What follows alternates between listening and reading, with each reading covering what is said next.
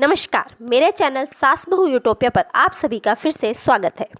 जय श्री कृष्णा, राधे राधे, जय श्री हरि।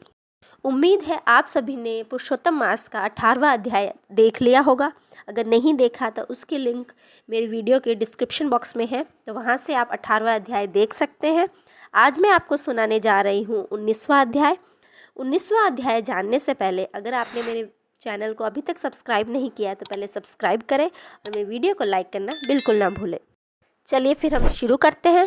19वां अध्याय जानने से पहले थोड़ा सा हम 18वें अध्याय के बारे में पहले से जान लेते हैं, जिससे 19वां अध्याय सुनने में आसानी होगी।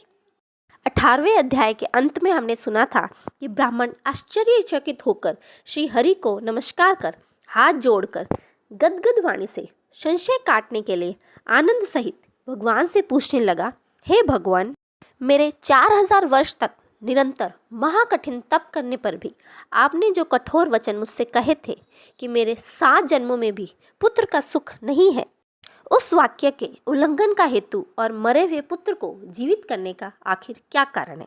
यहीं पर हमारा 18वां अध्याय संपूर्ण हुआ था।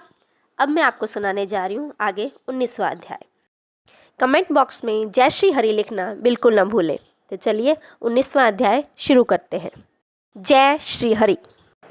पुरुषोत्तम मास का 19वां अध्याय।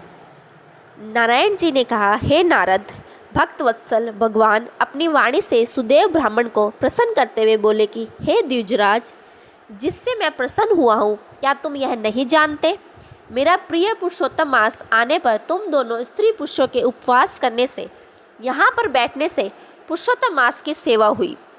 एक बार वेद में कहे गए साधनों को और दूसरी ओर पुरुषोत्तम मास के सेवन को जब ब्रह्मा जी तोलने लगे तो वेदोक्त साधन बहुत हल्के निकले और पुरुषोत्तम मास का सेवन भारी हुआ।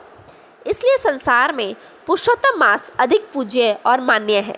जो मनुष्य जन्म लेकर श्री पुरुषोत्तम मास में जप, तप, स्नान, दान आदि नहीं करते हैं, वे जन्म जन्मांतर में दरिद्री होते हैं। अतः सब प्रकार से यत्न करके मेरे प्रिय पुरुषोत्तम मास का सेवन करना चाहिए। जो पुरुषोत्तम की सेवा करेगा वह भाग्यवान धन्य होकर मुझको प्राप्त होगा। श्री नारायण बोले, इस प्रकार हे मुने, जगदीश्वर हरि भगवान कह के तत्काल गरुड़ पर चढ़कर अत्यंत पवित्र वैकुंठ लोक को चले गए। स्त्री सहित सुदेव ब्राह्मण मृतप्राय होकर फिर जीवित हो गए और सुखदेव को देखकर रात दिन अत्यंत हर्षित होते रहे और कहने लगे कि यह अत्यंत आश्चर्य की बात है कि ऐसा मास कहीं भी न देखा न सुना। इस प्रकार आश्चर्य युक्त होकर वह सुदेव ब्राह्मण अत्यंत श्रद्धायुक्त होकर पुरुषोत्तम का सेवन करने लगा। ऋषि वाल्मीकि जी कहते हैं, वही तुम राजा दृढ़धनवा विख्यात हुए। हे राजन, पुरुषोत्तम मास के सेवन से संपूर्ण रिद्धियों के भोगने वाले हुए।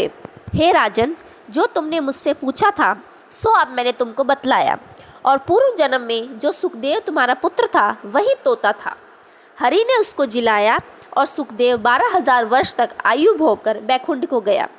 वहीं सुखदेव वन के सरोवर में बट के वृक्ष पर बैठकर संसार सागर में डूबे हुए विषय रूपी सर्प से तुझको अपने पूर्व जन्म के पिता को देखकर कृपा से युक्त हो चिंतन करने लगा।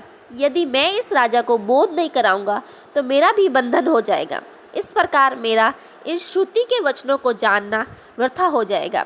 इसलिए मुझको अपने पूर्व जन्म के पिता का उपकार अवश्य करना चाहिए। ऐसा सोचकर ही उस तोते ने तुमको ज्ञान दिया।